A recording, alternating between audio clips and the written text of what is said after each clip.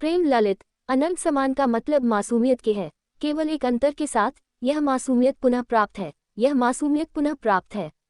हर बच्चा विकलांग पैदा होता है, लेकिन हर समाज उसे विकलांग कर देता है। अब तक हर समाज का हर बच्चा प्रभावित हो रहा है। सभी संस्कृतियों में बच्चों का शोषण करना, उन्हें गुलाम बनाना, अपने अनुयायियों के लिए उन्हें अपने अनुयायियों के लिए अनुकूलित करना, राजनीतिक, सामाजिक, विचारधारा। उनका प्रयास यही है कि किसी उद्देश्य के लिए बच्चे को गुलाम के रूप में भर्ती किया जाए। वे उद्देश्य निहित स्वार्थों द्वारा तय किए गए हैं। पुजारी और राजनेता एक गहरी साजिश में रह रहे हैं। वे दोनों एक साथ रह रहे हैं। जिस क्षण बच्चा आपके समाज का हिस्सा बनना शुरू करता है, वह बेहद मूल्यवान कुछ खोना शुरू कर देता है। उसका ईश्वर से संपर्क फैक्ट्री लगता है। वह और भी सिर में लटकी हुई है। वह दिल के बारे में सब भूल जाता है, और हृदय वह पुल है जो अनुभव की ओर ले जाता है। दिल के बारे में आप अपनी राय के बिना वहां तक नहीं पहुंच सकते, यह असंभव है। सिर से सीधे होने का कोई रास्ता नहीं है। यूरोपियन यूनियन से हृदय रोग का खतरा, और सभी समाज हृदय के लिए विनाशकारी हैं। वे प्रेम के विरुद्ध हैं, वे भावनाओं के विरुद्ध हैं। वे भावनाओं को भावुकता दिखाते हैं। उन्होंने युगों युगों से सभी प्रेमियों की केवल इस वजह से निंदा की कि प्यार दिमाग का नहीं, दिल का होता है। और जो व्यक्ति प्रेम करने में सक्षम है, वह देर सबेर अपने अनुभव को खोजना। और एक बार जब कोई व्यक्ति अपनी विशेषज्ञता को खोजता है, तो वह सभी नमूने, सभी पैटर्न से मुक्त हो जाता है। वह सभी बंधनों से मुक्त है। वह शुद्ध स्वतंत्रता है। हर बच्चा अबोध पैदा होता है, लेकिन समाज हर बच्चे को ज्ञानी बनाता है। इसलिए स्कूल, कॉलेज, विश्वविद्यालय मौजूद हैं। पुरातनता का अर्थ है अपनी खोई हुई मासूमियत को फिर से पाना, अपने स्वर को पुनः प्राप्त करना, फिर से बचपन पाना।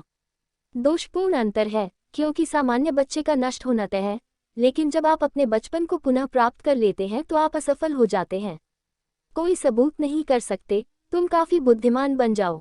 अब आप जान गए हैं कि समाज ने आपके साथ क्या किया है, और आप सहभागी हैं तथा आप ऐसी संस्था नहीं बने हैं। एक पुनर्जन्म है, एक आध्यात्मिक जन्म है। आपका नए सिरे से जन्म हुआ है, आप फिर से बच्चे हैं।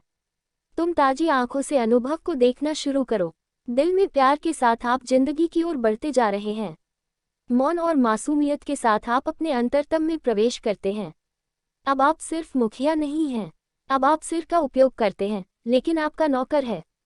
पहले तुम दिल बनो, और फिर तुम दिल से भी आगे निकल जाओ। विचार और भावनाओं से पहले आदर्श शुद्ध विचार बनो ही पसंद है। वैश्व ध्यान का चरम है। यीशु कहते हैं, जब तक तुम्हारा जन्म नहीं होगा, तुम मेरे भगवान के राज्य में प्रवेश नहीं करोगे। वह सही है। हथियारबंद फिर से जन्म लेगा। संत की पूरी प्रक्रिया पुनर्जन्म की प्रक्रिया है। एक बार जीसस बाजार में थे और किसी ने पूछा, तुम्हारे भगवान के राज्य में प्रवेश के लिए उपयुक्त कौन है? उसने चारों ओर देखा। वहां एक रब्बी था, और रब्बी ने इसे थोड़ा आगे बढ़ा दिया था कि उसे चुना जाएगा, लेकिन उसे नहीं चुना गया। वहां नगर का सबसे नेक आदमी था, नीतिवादी, शुद्धतावादी। वह आशा करता है कि उन्हें थोड़ा आगे बढ़ाया जाएगा, लेकिन उन्हें नहीं चुना जाएगा। उसने चारों ओर देखा। फिर उसने एक छोटा बच्चा देखा, जिसे चुनने की उम्मीद नहीं थी, जो 1 इंच भी हिलाया नहीं था। कोई विचार नहीं था, कोई प्रश्न ही नहीं था कि उसे चुने। वह बस दृश्य का आनंद ले रहा था। भीड़ और जीसस और लोग बातें कर रहे थे, और वह सुन रहा था। उसने बच्चे को बुलाया, उसने बच्चे को अपनी गोद में ले लिया और भीड़ से कहा, जो लोग इस छोटे बच्चे की तरह हैं, वे ही मेरे भगवान के राज्य में प्रवेश करने के योग्य हैं। लेकिन याद रखें, उन्होंने कहा, ये छोटे बच्चे की तरह हैं। उन्होंने यह नहीं कहा, जो छोटे बच्चे हैं। दोनों में बहुत अंतर है। उन्होंने यह नहीं कहा, ये बच्चा मेरे भगवान के राज्य में प्रवेश करेगा, क्योंकि हर बच्चे को नष्ट कर दिया गया है, उसे भटकाना होगा। हर आदम और हर हव्वा को अदन के जहाज से विदा किया जाएगा, उन्हें भटकाना होगा। वास्तविक बचपन को पुनः प्राप्त करने का यही एकमात्र तरीका है। पहले आपको इसे जानना होगा। ये बहुत अजीब है, लेकिन जिंदगी ऐसी ही है। ये बहुत विरोधाभासी है, लेकिन जीवन एक विरोधाभासी है। अपने बचपन की असली सुंदरता देखने के लिए सबसे पहले आपको उसे जानना होगा। अन्य प्रकार के जहाज़ों का कभी पता नहीं चलता। मछली कभी नहीं देखने जाती कि समुद्र कहाँ है। जब तक मछली समुद्र से बाहर नहीं आती और जलती धूप में रेत पर नहीं फंसती, तब उसने देखा है कि सागर कहाँ है। अब उसे सागर की चाहत है। वह सागर में वापस जाने का हर संभव प्रयास करती है। सागर में जैविक लगा है। ये वही मछली है और फिर वही मछली नहीं है। ये वही सागर है जो फिर सागर नहीं है, क्योंकि मछली ने एक नया सबक लिया है। अब वह कहता है, यह महासागर है और यह मेरा जीवन है। इसके बिना मैं अब नहीं हूँ, मैं इसका हिस्सा हूँ। हर बच्चे को अपनी मासूमियत खोनी होती है और उसे वापस पाना होता है। हारना प्रक्रिया का केवल आधा हिस्सा है। बहुत से लोगों ने इसे खोया है, लेकिन बहुत कम लोगों ने इसे पुनः प्राप्त किया है। ये निजीकरण है, बहुत सारे निजीकरण हैं। हर कोई इसे खो देता है, लेकिन कभी कभार ही कोई बुद्ध, कोई जरथुस्त्र, कोई कृष्ण, ईसा कोई इसे पुनः प्राप्त कर पाता है। जीसस कोई और नहीं बल्कि घर वापस आने वाला एडम है। मैग्दलीन कोई और नहीं बल्कि घर वापस आने वाली ईव है। वे समुद्र से बाहर आए हैं और उन्होंने देखा है और उन्होंने मूर्खता देखी है। उन्होंने देखा कि समुद्र से बाहर आनंददायक नहीं है। जिस क्षण आपको पता चलता है कि कोई भी समाज, कोई भी धर्म, कोई भी संस्कृति का हिस्सा दुखी रहता है, कैदी बना रहता है, उसी दिन आप अपनी जंजीरें गिराना शुरू कर देते हैं। प्रौद्योगिकी आ रही है, आप फिर से अपनी मासूमियत हासिल कर रहे हैं। लेकिन हर बच्चा संत नहीं होता। निस्संदेह प्रत्येक संत, वास्तविक संत एक बच्चा है। बच्चे में भी यही गुण है, लेकिन वह इससे जुड़ा है। और अगर आपको इसके बारे में पता नहीं है तो किसी चीज़ का क्या मतलब है? हो सकता है कि आपके पास कोई बड़ा खजाना हो और आपको उसका पता न हो, तो ऐसा लगता है मानो यह आपके पास ही नहीं है। इसके होने या न होने से कोई फर्क नहीं पड़ता।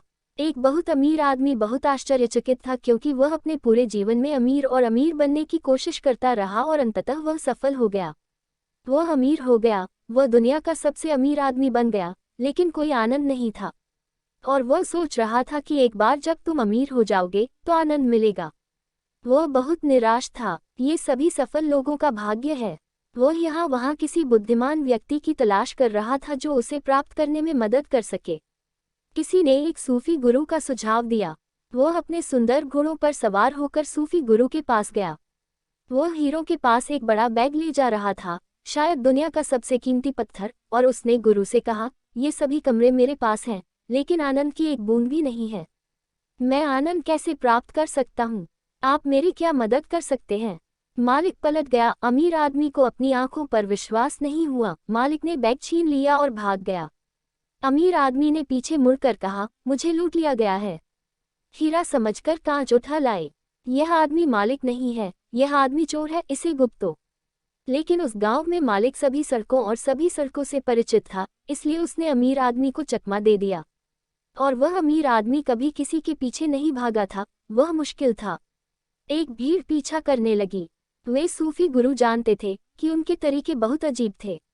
आखिरकार वे उसी पेड़ पर वापस आए जहां गुरु थे और अमीर आदमी ने उन्हें पाया था। मालिक फिर से बैग लेकर पेड़ के नीचे दब गया था। वहां एक अमीर आदमी आया। मालिक ने उसे बैग दिया और अमीर आदमी ने अपने दिल से बैग लेकर कहा, मैं बहुत खुश हूँ। मुझे बहुत खुशी है कि मुझे अपना खोया हुआ खजाना मिल गया। और गुरु ने कहा, क्या थोड़ा सा भी आनंद का स्वाद चखा है? जब तक आप इसे खो नहीं देंगे, आप इसका स्वाद नहीं ले पाएंगे। मैंने जहाज का स्वाद चखा दिया है। यह आनंद का स्वाद चखने का तरीका है कुछ खोना। यदि आप अपना व्यवहार खो सकते हैं तो आप स्वयं को बड़ा हिस्सा प्राप्त कर सकते हैं, जिसे बुद्धन स्व कहते हैं।